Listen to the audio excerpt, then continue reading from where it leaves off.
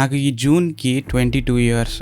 So, teenage నుంచి ఇప్పటిదాకా నేను కొన్ని విషయాలు నేర్చుకున్నా. అండ్ యాజ్ ఎ టీనేజర్ నువ్వు వింటావా లేదా అనేది నీ ఇష్టం. బట్ వింటే అట్లీస్ట్ ఒక్కటైనా నేర్చుకుంటావనే గ్యారంటీ నేను ఇస్తా. కంఫర్ట్ జోన్ ఒక ఎఫెక్టివ్ స్లో పాయిజన్. ఇప్పుడంతా బాగానే ఉంది కదా, మళ్ళీ కొత్తవి ఎందుకు తగిలించుకోవడం అని నువ్వు అనుకుంటే ఆ మూమెంట్ నుంచి నీ గ్రోత్ ఆగిపోతుంది. ఫెయిల్యూర్ని ఎవరు ఆపలేరు. ఇఫ్ ఇన్ కేస్ ఇప్పుడు అంతా బాగానే జరుగుతున్నట్టున్నా సరే, ఒక 100 ఇయర్స్ తర్వాత బాగా జరుగుద్దని గ్యారంటీ లేదు, ఫెయిల్ అయిపోవచ్చు కూడా. ఇఫ్ అదే జరిగితే అది చూడడానికి నువ్వే ఉండవు. బట్ అదే నువ్వు నీ టైంలో సక్సెస్ అయ్యావు అంటే నీ డెత్ బెడ్ వరకు కాలర్ ఎగరేసుకుంటూ తిరగచ్చు. నీలాగే నేను ఇన్స్టాగ్రామ్ వీడియోస్, యూట్యూబ్ వీడియోస్ చూసి మోటివేట్ అయ్యి ఏదో ఒకటి స్టార్ట్ చేయాలి అనుకుని కొన్ని చేసేవాడిని కూడా. బట్ అది ఎక్కువసేపు ఉండదు, ఆ పని అవ్వదు. కానీ ఈరోజు ఈ పొజిషన్లో అయినా ఉన్నాను అంటే దానికి కారణం డిసిప్లిన్ ఉండాలి. అంటే నువ్వు చేయాల్సిన పని వెనక ఒక స్ట్రాంగ్ రీజన్ ఉండాలి. టీనేజ్లో చాలా వింటాం, కాలేజ్ లైఫ్ చాలా బ్యూటిఫుల్, అదొక గోల్డెన్ పీరియడ్ అని. అది ఎంతైతే నిజమో ఒక మంచి కెరియర్ బిల్డ్ చేసుకోవడానికి కూడా ఒక గోల్డెన్ పీరియడ్ అనేది కూడా అంతే నిజం. సాఫ్ట్వేర్ ఫీల్డ్కి వెళ్ళాలనుకుంటున్న వాళ్ళకి డే 1 నుంచి కోడింగ్ నేర్పిస్తూ, అది కూడా make my trip, Google, Swiggy, Goldman socks ఇలాంటి కంపెనీస్లో పనిచేసిన ప్రొఫెషనల్స్ ద్వారా. ఇదే కాకుండా ఇంటర్నేషనల్ టెక్ కాన్ఫరెన్సెస్, స్టడీ ట్రిప్స్కి తీసుకెళ్లడం to countries like Singapore, China etcetera. వీటితో పాటు నువ్వు నమ్ముతావో లేదో ఫస్ట్ ఇయర్లోనే 30% స్టూడెంట్స్కి ఇంటర్న్షిప్స్ వచ్చాయి. అండ్ సెకండ్ ఇయర్కి వచ్చేటప్పటికి అది 93% అయింది. అది కూడా 30,000 స్టైపెండ్తో. ఏ కంపెనీస్లో వచ్చాయి అనుకుంటున్నావా? Companies like Razorpay, Zoom cars, DRDO etcetera. Pune and Delhi తర్వాత కొత్త క్యాంపస్ బెంగళూరులో లాంచ్ అయింది.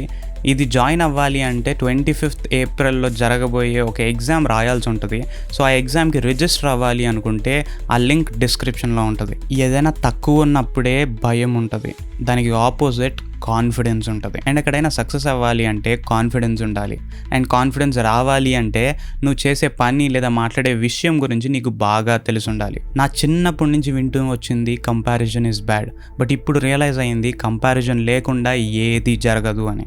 ఒకటి రిచ్ అనడానికి ఇంకొకరిని కంపేర్ చేస్తారు, ఒక డ్రెస్ బాగుంది అనడానికి ఇంకో డ్రెస్తో కంపేర్ చేస్తారు. సో ఇక్కడ నేర్చుకోవాల్సింది ఎప్పుడు, ఎక్కడ, ఎలా, ఎవరితో కంపేర్ చేస్తున్నావు అండ్ ఆ కంపారిజన్ నీకు ఏదో ఒక విధంగా యూజ్ అవుతుందా లేదా అని. ఏదైనా పోయే వరకు వాల్యూ తెలియదు అంటారు. డబ్బులు పోయినా మళ్ళీ సంపాదించుకోవచ్చు, కానీ కొన్ని విషయాలు పోతే మళ్ళీ తిరిగి రావు. అలాంటి విషయాల్లో ఒకటి టైం. సో దాన్ని జాగ్రత్తగా వాడుకో. నో చెప్పడం నేర్చుకో. ఫీల్ అయ్యే వాళ్ళు ఈరోజు కాకపోతే రేపు ఫీల్ అవుతారు. బట్ నువ్వు నో చెప్పలేదు అంటే తర్వాత అంతా నువ్వు ఫీల్ అవుతావు. ప్రతి ఒక్కరిని ఇంప్రెస్ ఆర్ సాటిస్ఫై చేసే పనిలో ఉండకు. ఎందుకంటే 100 షాలో ఫ్రెండ్షిప్స్ కన్నా 4 రియల్ ఫ్రెండ్షిప్స్ చాలా బెటర్. నువ్వు ఈరోజు ఇక్కడ ఉన్నావు అంటే నువ్వు ఎంత కాదన్నా నీ వెనక ఒక స్ట్రాంగ్ సపోర్ట్ సిస్టమ్ దానికి కారణం. అండ్ మోస్ట్ కేసెస్లో ఆ సపోర్ట్ సిస్టమ్ నీ ఫ్యామిలీయే ఉంటుంది. సో దాన్ని లైట్ తీసుకోకు. ఒక రిలేషన్షిప్ నుంచి బిజినెస్ దాకా కమ్యూనికేషన్ చాలా ఇంపార్టెంట్. నువ్వు ఏ లాంగ్వేజ్ మాట్లాడేవు అనేది కాదు, కానీ నువ్వు చెప్పాలనుకున్నది కరెక్ట్గా కన్వే చేయగలిగావా లేదా అనేది మాత్రమే ఇంపార్టెంట్. నువ్వు ఇదే లవ్ అనుకున్న ప్రతిసారి గుర్తుపెట్టుకో, అది అప్పుడు ఫీలింగ్ మాత్రమే. నీ ఎక్స్పీరియన్స్ పెరిగే కొద్దీ నీ లవ్ మీనింగే మారిపోతుంది. అండ్ పాతవి లవ్ అని కూడా అనుకో. అండ్ ఇంకోటి, there is nothing called unconditional love. Detachment నేర్చుకో. లైఫ్లో ఎదిగే కొద్దీ చాలా కోల్పోతూ ఉంటావు. బట్ అదే నువ్వు వాటికి అటాచ్ అయి ఉన్నావు అంటే చాలా సఫర్ అవుతావు. ఎవరి లైఫ్ స్టోరీలో వాళ్ళే మెయిన్ క్యారెక్టర్. ఇప్పుడు నీ లైఫ్లో నీకు పరిచయమైన వాళ్ళందరూ నీకు నచ్చరు. అలానే చాలామందికి నువ్వు కూడా నచ్చవు. నువ్వు ఏది చేయాలనుకున్నా దానికి ఒక ప్రైజ్ ఉంటుంది పే చేయడానికి. అది జస్ట్ డబ్బులే కాకపోవచ్చు, బట్ ఏ రోజైతే నువ్వు అది పే చేయగలుగుతావో ఆ రోజే నువ్వు దాన్ని సాధించగలుగుతావు. నీ దగ్గర ఏమున్నాయి, నీకు ఏమొచ్చు అనే దానికన్నా నీకు ఎవరు తెలుసు అనేదే చాలా ఇంపార్టెంట్. సో నెట్వర్క్ బిల్డ్ చేసుకోవడం మీద ఫోకస్ చేయి. నువ్వు చేయగలిగిన బెస్ట్ ఇన్వెస్ట్మెంట్ అండ్ నీకు మ్యాక్సిమం రిటర్న్ ఇచ్చే ఇన్వెస్ట్మెంట్ నువ్వే. సో నీకు ఎంత వీలైతే అంత, ఏది వీలైతే అది నీ పైన ఇన్వెస్ట్ చేసుకో. ఈ ఏజ్లో అక్కడ చూసో ఇక్కడ చూసో ఇది కొనేయాలి అది కొనేయాలి అనుకుంటాం. అండ్ మన అదృష్టమో దురదృష్టమో డబ్బులు కూడా ఎక్కడో ఒకటి నుంచి సెట్ అయిపోతాయి. బట్ డెట్ అనేది చాలా సెన్సిటివ్ టాపిక్. కరెక్ట్గా వాడుకున్న వాళ్ళని ఎక్కడికో తీసుకెళ్ళిపోద్ది. కొంచెమైనా లైట్ తీసుకున్నారా వాళ్ళని చాలా ముంచేస్తుంది. కెరియర్ ఒక్కటి సెట్ అయితే లైఫ్ సెట్ అంటారు, కానీ అది ఒక్కటే కాదు. లైఫ్లో రిలేషన్స్, ప్యాషన్, పర్పస్ ఇలాంటివి చాలా ఉంటాయి. సో ఇప్పటిదాకా ఏం ఆలోచించాలో నేర్పించారు. సో ఇప్పటి నుంచి ఎలా ఆలోచించాలో నేర్చుకో. హెల్త్ ఇస్ వెల్త్ అనేది చాలా పాత సేయింగ్, బట్ ఇప్పటికీ చాలా ఇంపార్టెంట్ సేయింగ్. సో హెల్త్ని లైట్ తీసుకోకు. మనకి ఏమొచ్చినా ఫస్ట్ లైట్ తీసుకునేది స్లీప్. కానీ అది ఒక్కటి మిస్ అయింది అంటే నువ్వు రోజు చేసే పనులు కూడా చిన్న చిన్న పనులైనా సరే కరెక్ట్గా చేయలేవు. ఫిజికల్ హెల్త్ లేదా మెంటల్ హెల్త్ అన్న వెంటనే నీకు ఫస్ట్ గుర్తు రావాల్సింది ఎక్సర్సైజ్, జిమ్ కాదు. లైఫ్లో అనుకున్నది అనుకున్నట్టు జరిగే ఛాన్సెస్ చాలా తక్కువ.